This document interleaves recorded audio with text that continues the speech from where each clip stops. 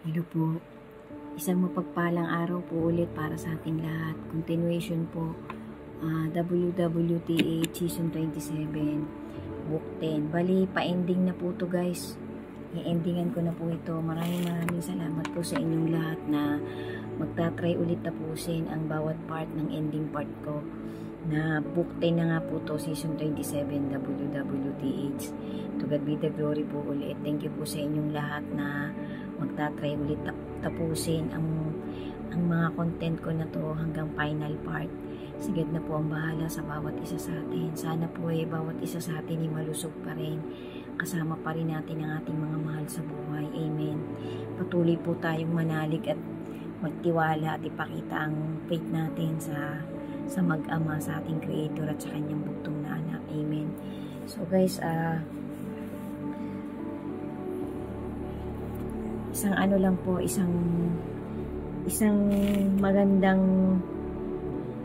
prophecies po ulit from the Holy Scripture na itinawid ng isang matuwid na pastor at mangangaral. There are only 4 signs that are missing for the ultimate return of our Lord Jesus. Only 4 signs precedes for the return, the ultimate return of our Lord Jesus. Number 1, many of those signs are already been fulfilled. Number 1, end of grace. Grace will soon end, will come to an end. That is the opportunity that many have to repent and be saved. Number 2, the time of trouble. This is what will continue after the end of grace. And this is the Holy Spirit will no longer be on this earth. And many will be at the mercy of Satan.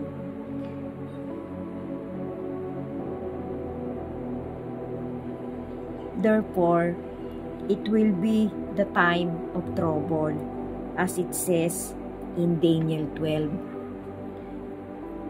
Number 3, the imposition of the mark of the beast. This is closely related to the time of trouble that we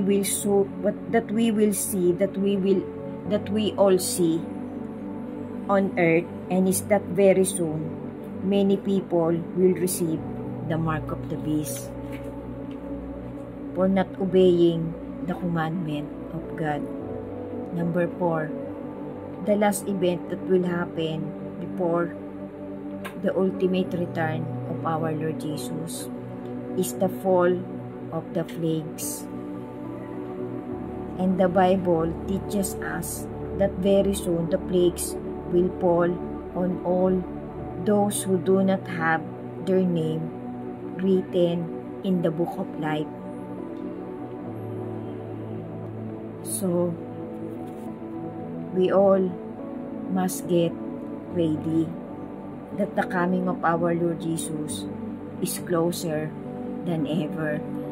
So, kaya po to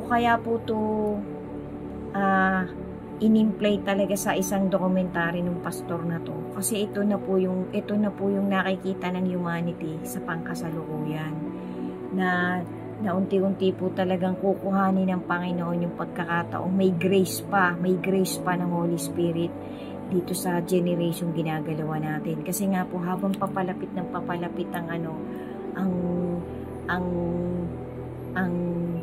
umpisa ng climax ng tribulation,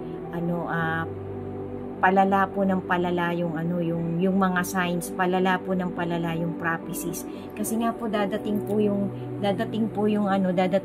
biglaang pag-agaw in the middle of tribulation. Yun po yung pagkaintindi ko, guys. Kasi ito po yung pinaliliwanag ng pastor na to na sa pagkakasunod-sunod. Kasi ang una po, intindihin niyo pong mabuti, guys, ang unang-una po, end of grace.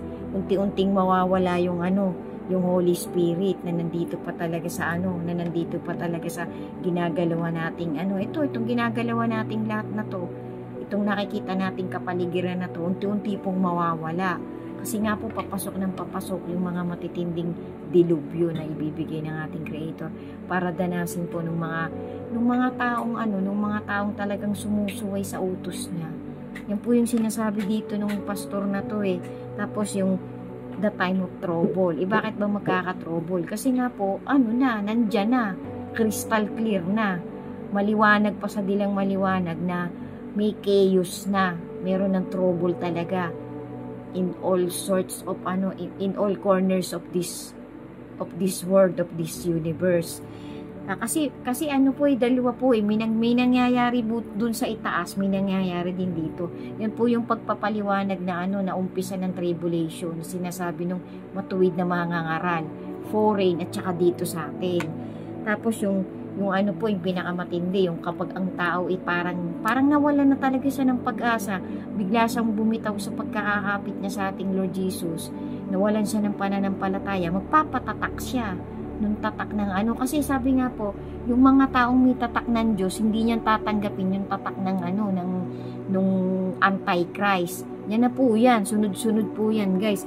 Kaya dapat po yung tatak talaga ng Diyos sa pagkatao natin, wag nating aalisin, wag nating tatanggalin, kasi nga po, yun po yung panlaban natin para maging steadfast tayo sa pagkakapit natin sa faith natin, sa ating Creator at sa kanyang bigating Son. Tapos yung po, yung susunod-sunod po yung yung 7 mangkok.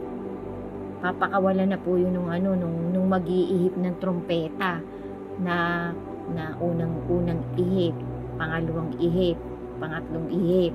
So, kumbaga sa guys, parang kung i-analyze po natin mabuti, medyo nakakakaba po. Kasi nga po, parang parang unti-unti nang nagiging crystal clear eh. Kasi talamak po. Bago po kasi dumating talaga yung snatching, talamak po yung nangyayari dito sa lupa eh. Talamak kahit sang sulok po ng mundong ito, talamak ang kasamaan. So, kailangan po talaga guys, wag po nating pababayaan, talagang bibitaw tayo sa kapit natin sa ating Lord Jesus. Sundan niyo pa po guys, endingan ko na po ito.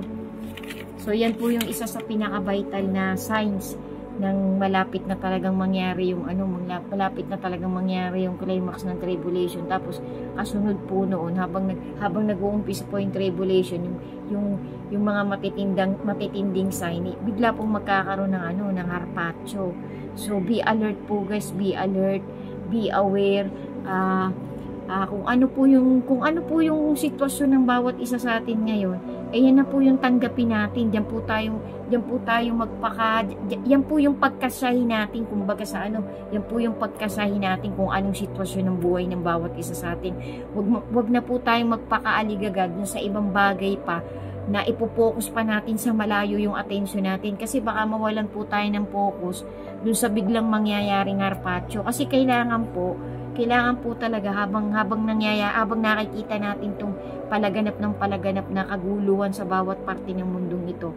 Iba-iba po kasi ang kaguluhan sa pamilya, kaguluhan sa gobyerno, kaguluhan sa maliliit at malalaking bansa, pag-i-implement ng kung ano-anong mga i-implement ng isang government, tapos i-implement maraming estate ang maaapektuhan hanggang sa tumawid sa ibang bansa. Yung parang nangyari po nung nagkaroon ng pandemic, parang ang isang utos ay sinunod ng halos globally. So yan po, mangyayari po yan guys, kasi habang palapit po ng palapit ang crystal clear, bigla din pong lalabas yung Antichrist, magpapakilala po siya. Pero meron pa pong matinding palatandaan bago lumabas yung Antichrist. Kasi yung Antichrist po na yung pinaghalo-halo po yung ugali ng iba-ibang tao na namuno din po sa iba-ibang parte ng mundong ginagalawan natin. Yan po yung narinig ko sa dokumentary ng isang pastor, na sabi nga po para siyang magra-rise from the dead. Pero hindi po natin lahat alam eh. Pero sabi nga po, bigla na lang ding lalabas yan, biglang magpapakilala yan.